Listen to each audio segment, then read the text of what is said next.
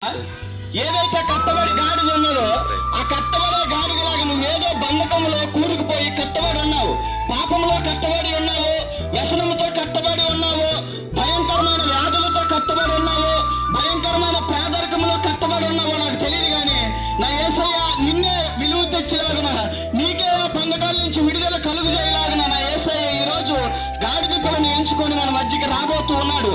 కాబట్టి నీ హృదయంలో ఒక్కసారి ఆలోచన చేయి.